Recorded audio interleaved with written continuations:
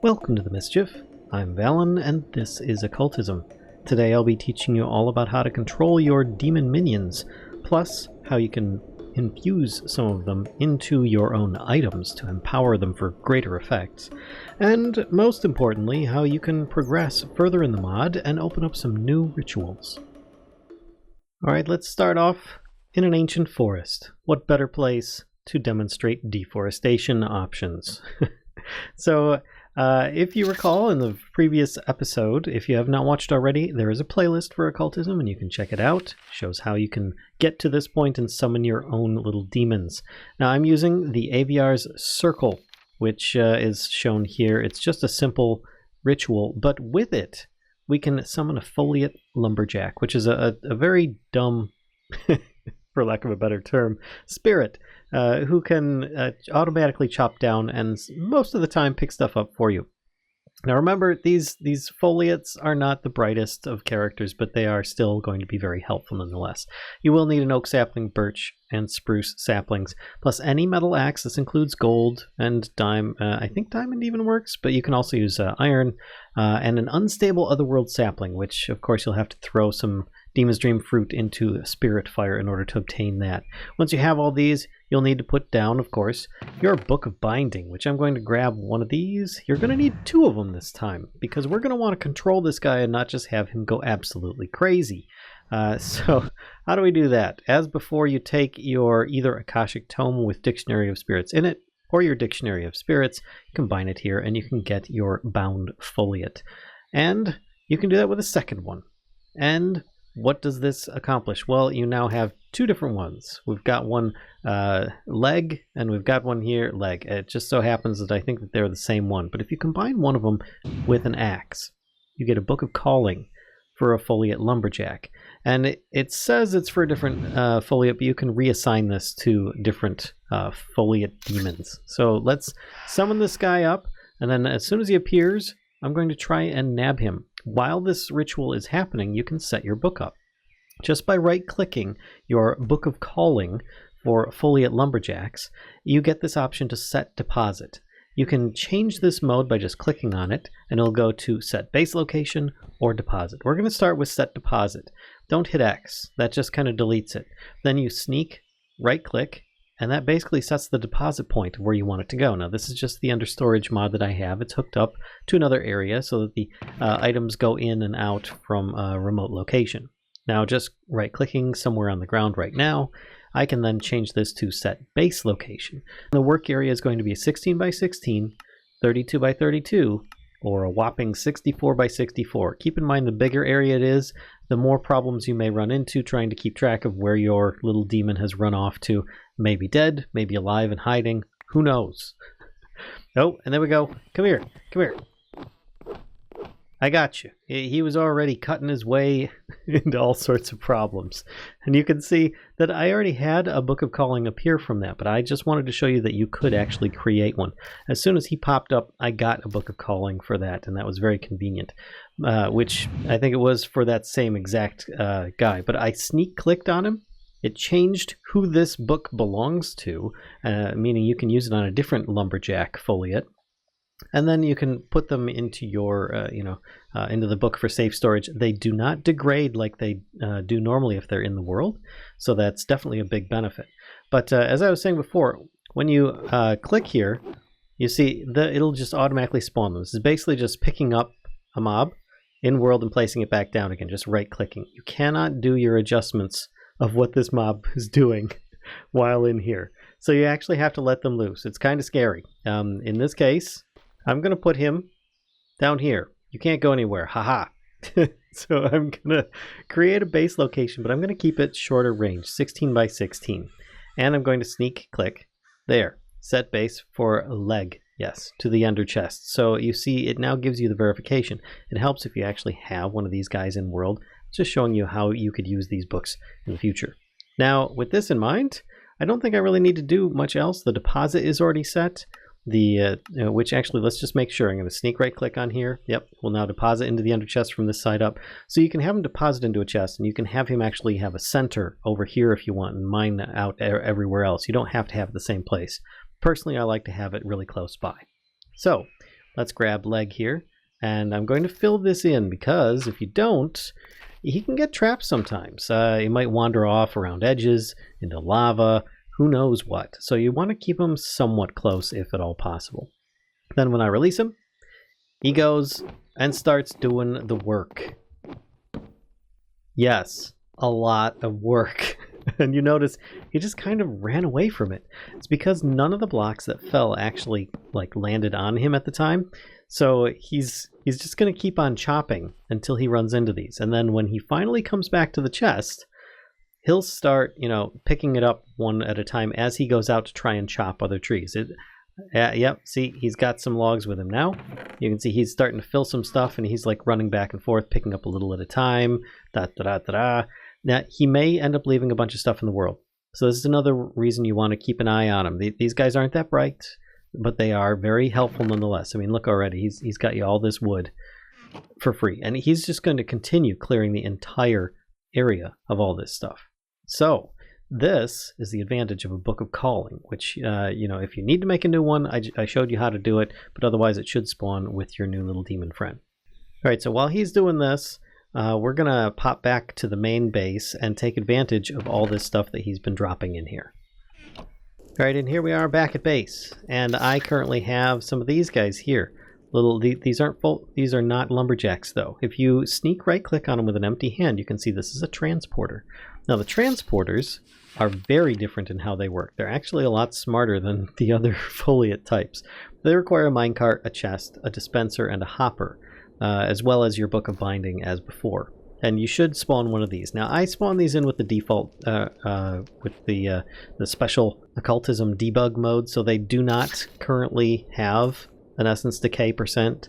It's just 0. These guys will last forever, but otherwise they will slowly degrade over time, same as the others, unless they're in a book, which you can put them in a book, but they'll look like this when they're in there. And I have one for each one. Now I took a name tag to each of these guys so that you could better understand and so I could illustrate what is going on, because otherwise they would have the traditional name, like this one here would be leg here instead of fuel input and output. But hey, you know what, I just did it for explanation's sake. Anyway, let's get this done. So fuel here, this guy here, let's make an empty spot on my hotbar so I can shift right click. You can see fuel will whitelist, put only coal and charcoal in here. Can I do seeds? Yes, I can do seeds. See, it just puts a ghost to the item. You can click it again, it goes away.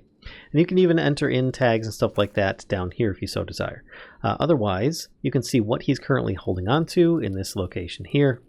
It's pretty darn cool. If you change it to blacklist mode, obviously it'll do everything but these items. So if you want him to just take everything that you can from one chest, or one inventory, just change it to blacklist and have everything on here just blank. You just clear it out. Otherwise, I only want fuel to take charcoal and coal. Otherwise, he could try putting things into this that I don't want. And what I ended up doing, just by right-clicking, it's set extract and set deposit. That's all the options you have with this. Setting extract. All right, well, I've got this here, an ender chest. Sneak right-click, he will now extract from the ender chest on the top side. And let's see, I want him to insert fuel, so it needs to be on the side of a furnace, not on the top or the bottom. So there we go. We'll now extract. Whoops, I forgot to change it. Let's sneak click there, change it to deposit. There we go. He now deposits into there. Now if you're doing somebody like output here, obviously it needs to come out of the bottom. You'll need to dig underneath and sneak click on it, but I'm not going to do that because I already did. So just so that you're aware. And of course input here, I would have to have him extract from any of the sides of that chest and input into the top of the furnace for it to properly go into these locations. Now in here I have bunches of dark oak logs, some saplings, and some sticks. I don't think the area is loaded, so I don't think that our little chopper down there is constantly getting us any more wood, but that's okay. We're going to need this guy here. He can make all sorts of different ores. What I can do is take a piece of this and a piece of this and make myself a little bit more stuff. Now as soon as I do this, probably going to start putting it in. Yep, there we go. So he already put the sticks in straight away, and now he has the 57, might as well give him this one too, 58 logs that he's ready to put in as soon as those ones burn up.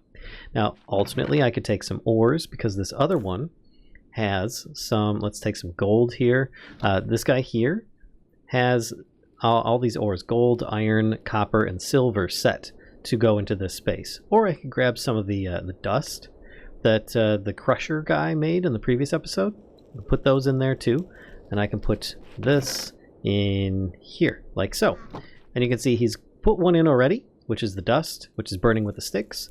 And if I sneak click on here, you can see he's carrying the other ones as well, the gold ore, which he's just going to straight up smelt.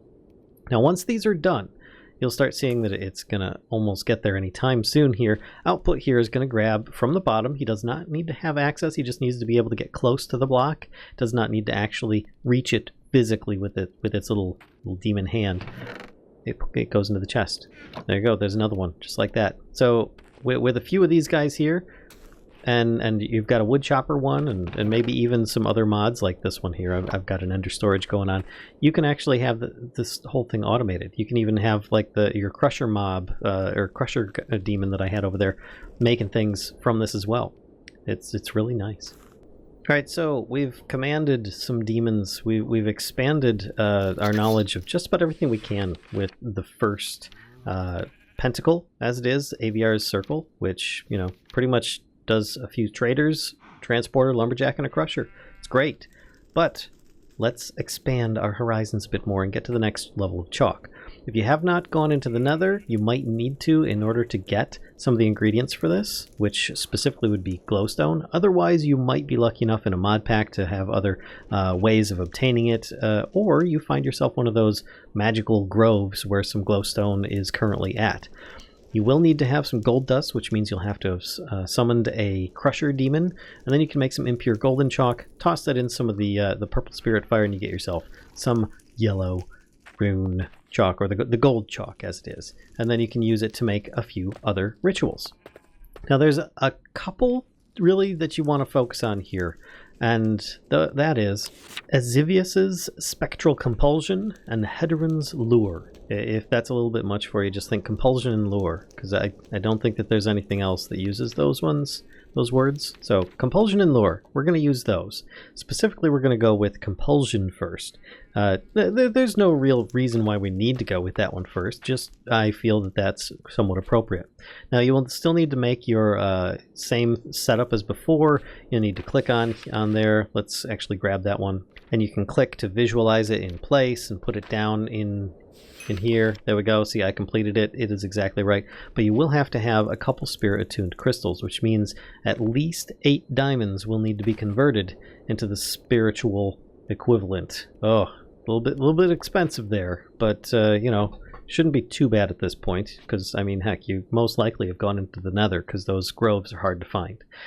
Now, once you've got this, you will of course need gold, a couple silver ingots, and these glass lenses. It's just a bunch of glass panes around another spirit-attuned gem. Just a single one, though, will get you 2 lenses, or a pair of lenses, as it is. So that's actually going to be 9 diamonds that you're going to need. But don't worry, the ritual is, you know, repeatable. These don't get used up. And thankfully, the spirit-attuned crystals actually give off light as well, which is kind of nice. Therefore, maybe you won't get blown up by creepers as often.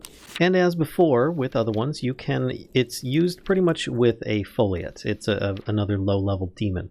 But with this, you can infuse lenses. This is why I'm suggesting this one. This is just going to make your life a lot easier. You no longer need to feed your addiction to the fruit, but one lens, or one pair of lenses, 2 silver ingots, a gold ingot, a book of binding for foliots, and of course this pentacle, and you should be good to make yourselves some new shades.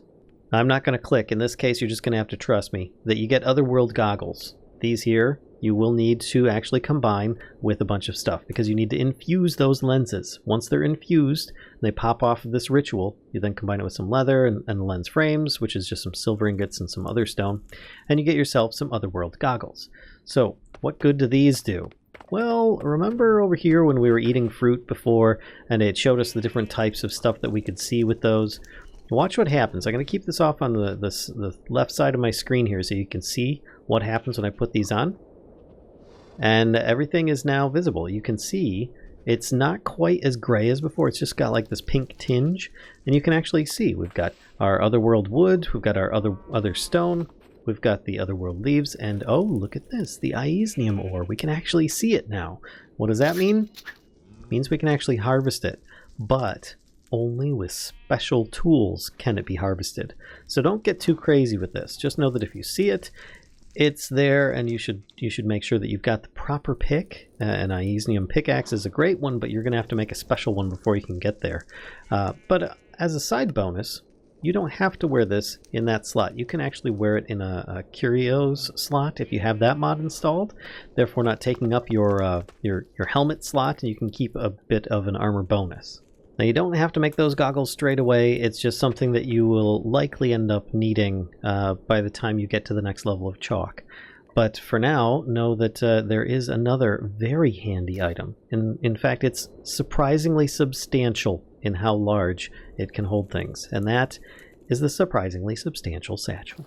Using the same ritual, the surprisingly substantial satchel is surprisingly substantial in how much it can store. It requires a chest, a silver ingot, 2 pieces of leather, 1 string, another one of those books of binding for a Foliot, and that's about it. There's a little bit of time for you to wait for it to happen. And then when it pops off of here, you get yourself one of these massive storage satchels. You can have multiple. I don't know if they go into each other. I guess I could find out right here. Well, yes, I guess they do. But don't start stacking these, because of the number of these that you could possibly get. The number of slots you can have in here, if you keep on stacking these into it, you could eventually corrupt your data if you end up doing it too much. So just know that these things are massive already, and they can help. But you don't need to have tons of these, because you're well on your way to getting some really cool magical storage options that are going to be even better than your substantial satchel. Now, there is something else I should mention. You, with your latest access to Eziveus' Spectral Compulsion, you do also have access to a storage actuator base, stable wormhole, storage stabilizer tier 1, and a Foliot miner. All these things are absolutely fabulous. But because the first three, the actuator base and the stabilizer tier 1, these are both in regards to storage, your magical storage that you'll want. But you can't really use them until you get access to the next level of chalk. Same thing with the wormhole, and the wormhole equates to those as well. And then, of course, the miner doesn't actually mine anything until it has a stable dimension that it can mine in, which, again, the next level of chalk. So, don't do those ones just yet. Save yourself some effort and time until you're ready. Until then, you're going to need to get to the next level of chalk, and that requires Hedyrin's Lure. This one here is just a bunch of yellow chalk and white chalk, and it's actually really cheap to do. It's a bunch of candles, so you will have to have killed a lot of animals in order to get this number of candles. Don't be afraid to take some candles from other areas if you don't have enough. It's no big deal. But there are a few options you can do with this pentacle, and that is you can make possessed animals come up, or creatures in this case. Possessed Endermite and possessed skeletons. What is the difference? They're really just the same as an Endermite and a skeleton, but they have guaranteed drops. In the case of an Endermite, it takes 2 stone, 2 dirt, and a chicken egg is needed. You might need to use it in here. And then you can make yourself basically one of these, like an Endermite. But the bonus is it drops 1 to 2 end stone automatically, which you will need to crush with your little crusher guy in order to get the ingredients for the next level of chalk, which, if you look here, impure purple chalk takes crushed end stone and obsidian dust. Those are 2 definitely important things.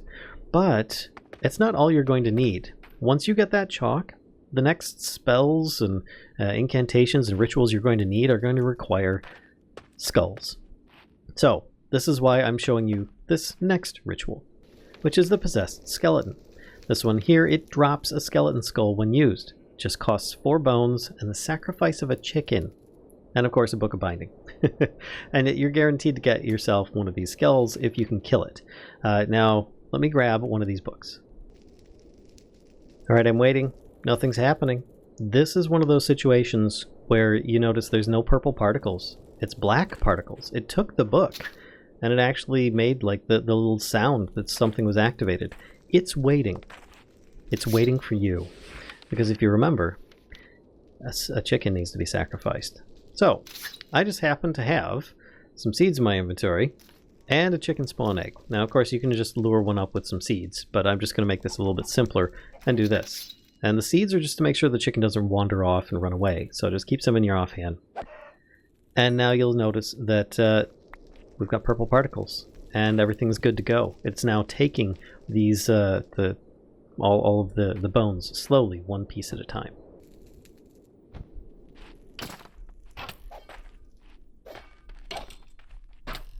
And you can see that we've got Jag here, who is currently possessed and, as expected, drops a skull, which you're going to need to do that a few times in order to get enough for some of the rituals. So I'd recommend doing it at least 4 times, if not more. I mean, maybe you want a whole wall of skeleton skull heads. I don't know. But that's definitely one guaranteed way that you can get them for future rituals.